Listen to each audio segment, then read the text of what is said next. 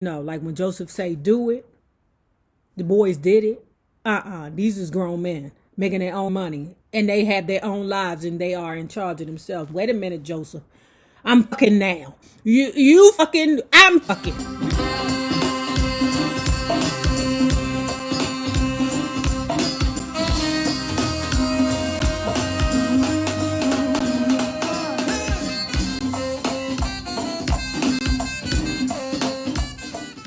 My bags were half packed when Mother walked into my bedroom. Without her saying a word, I knew she was confused and surprised. I'm moving out, I said. I'm leaving. She looked at me for a moment, then at my suitcases as if she couldn't believe what she saw. You can't go, Latoya, my mother pleaded. As she'd done so many times before and would do again, she tried scaring me into staying. It's dangerous out there. People know who you are. Men will follow you. Someone might try to kidnap you. But I have to go. I can't take this anymore, I replied, collecting my things. Janet, hearing what was going on from her bedroom across the hall, joined in. Latoya, stay, don't go. I adamantly shook my head no, and with a suitcase in each hand, started for the door. I was at the threshold when suddenly Joseph's imposing frame blocked my way. Put those bags down, he snarled. Now, I don't know where my courage to stand up to him at long last came from. No, I said forcefully, I'm leaving. You come on past me, Latoya, he dared. Just see if you can get past me. I might have tried, had he not grabbed my shoulders and shoved me back into the room. How could this be happening to an adult woman? I might as well been 6 years old again, getting the switch. I always felt so powerless against him. I can't take you anymore, I screamed. Don't you see you're ruining everybody's lives? My sister, fearing a brutal beating for me any second, clasped my arm, crying, it's not worth it. Don't do it, Miss Silly. Don't do it. I'm joking. Latoya, it's not worth it. Just stay. Amid all the shouting came Mother's soothing voice. Now just sit down and relax, she said. Just calm down. Joseph, satisfied that the crisis had passed, turned on his heel and sauntered out of the room. Sitting on my bed, my bags strewn across the white carpet, I sobbed so violently I could barely breathe. Why wouldn't they let me go? Because you're Toya Jackson. And the rules are you don't leave the house until you're married, girl. Michael Jackson sitting on top of the world right now, okay? Thriller is thriving. And his ass in the next bedroom to you. I felt like I died inside. Just a few feet away from freedom, all I have to do is walk out that door. Yet I couldn't do it. Joseph's physical threats, Mother's planting fears in my mind, and Janet's pleas all held me back like some supernatural force. They let Jackie and Randy go, and before them Reby. Why this irrational hold on me? Because, girl, you is the Jessica Tate, okay? Each parent know. They know which child is the strong one. They know which child is the one that, may end up on drugs. Yup, parents know, especially if they're a present parent. You got so many factors involved in this. You got Joseph, who is very controlling. Then you have the mother who is heavily into the J-dubs. So you got a whole lot of things working against you, Latoya. Okay, girl. I'm sorry, girl. Sit your ass down. Go and get some ice cream downstairs. One of the strange things about my family was that nothing our parents did, no matter how much it hurt any of us kids, ever seemed to cast a ripple on the smooth facade of the happy Jacksons. We kept up this front not only for the public, but for ourselves.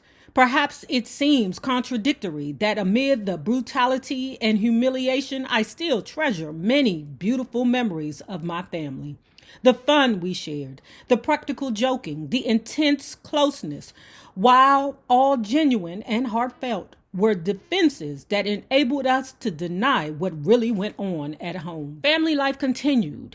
Every few weeks, one of the guys held a Jackson ritual called family day at his house. Usually these get-togethers had a theme, like Jermaine staging a carnival in his backyard, complete with amusements, animals, and games. You can see my brother's reaction to our father's cruelty in the love and kindness they shower on their own kids. When one of them became a dad for the first time, I remembered him saying to me tearfully, "LaToya, I'm so scared that I'll do to my son what Joseph did to me." I'm happy to say that each treats his children nothing like our father treated us. All my nieces and nephews are well-mannered and just plain good kids because of love, not beatings, encouragement, not insults. Ooh, profound. Some of my most cherished memories of home center on my mother and the many good times we shared. One day I teasingly told my brothers, "You guys go to Europe all the time, but I'm going to be the first person to take mother there." It was going to be a special trip, just the two of us together. Before we left, Michael handed me an envelope. "Here," he said, smiling, "get this to mother when the plane is up in the air, okay?" "What is it?" I wondered. Once airborne, I took the envelope from my bag and handed it to her. "Mother, this is for you from Mike." "For me?" she asked, surprised. No matter how many gifts her children lavished on her, for mother, each is like the first one. Inside, $10,000 in cash and a piece of paper on which Michael had written the lyrics to one of her favorite songs, Moon River. "I want the best for mother," Michael always said, bestowing upon her gift after extravagant gift.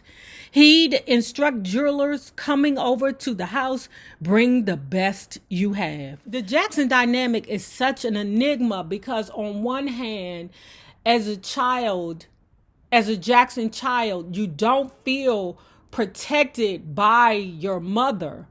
But there are so many instances where the Jackson children felt the absolute need to protect their mother. I'm not really sure if LaToya is being a bit over the top with the father's beatings, because as many of you have said in the comments, that back then that was the way. Disciplining your child with a ring of humiliation. For parents, "You're not going to beat me. I'll beat you before you beat me. I'll beat the brakes off of you before you can get away with getting over on me." I'm not trying to excuse the abuse, but many of us, especially those of us who are around my age, which is about 51, I'll be 52 in 2023, we've experienced parents that were just unnecessarily violent. You know what I'm saying? Where you like, wait a minute, mama. What the hell? What happened? Hello, goddammit. I mean, hello, I ain't seen you in a couple of days. Where you been, babe? I think there was violence, but I think it's a violence that many of us our age are accustomed to knowing far too well. And I'm glad that things are put in place now where parents have to check themselves. The downfall of that is that children are putting themselves in a situation where they're being taken out of the home unnecessarily, when sometimes it's just a talk to be had with the parent. Listen, it's not 1922. You can't beat the shit out of your children no more. The biggest celebration at our house was what we called Mother's Day, held on a day other than the traditional second Sunday in May holiday. So one year in 1984, they decided to take their mother to a beautiful restaurant. Michael sang, then Jermaine, always having to compete with his brother, announced, "I've got the best song for her," and crooned, "Dear Mother," bringing her to tears all over again. Whenever she hears Jermaine sing that song, she just breaks down. Randy made a speech, which he began by saying, "I don't have very much to say." "So why didn't you prepare something?" Jermaine shouted from his table, laughing. "Jermaine, you're so stupid," Randy retorted. "Shut up. I told you them baby boys be off the chain. Anyway, Mother, you know you're the greatest, and I have a very small gift for you." He handed her a box containing a gorgeous 3-inch wide antique pave diamond bracelet. Then we brought out her favorite singer, country star Floyd Kramer, who was so gracious to fly out to LA and perform for her. The whole time he sang, she shook her head and replied, "I don't believe this." But wait a minute. Here comes Pepe Le Pew. The whole time, Joseph sat sullenly, smoothing his mustache and remarking snidely, "Well, Kate, they sure love you." I could see in his face that he felt slighted. Mother told us that he sometimes said to her, "On Mother's Day, this house is packed with so many flowers. It looks like a funeral home. These kids love you, but they don't love me." Wow. Wowzers. One year, Jermaine assembled his brothers and said, "Look, you guys, Joseph feels so left out. We've got to do something for him. But he doesn't deserve it," someone inevitably replied. "He just doesn't."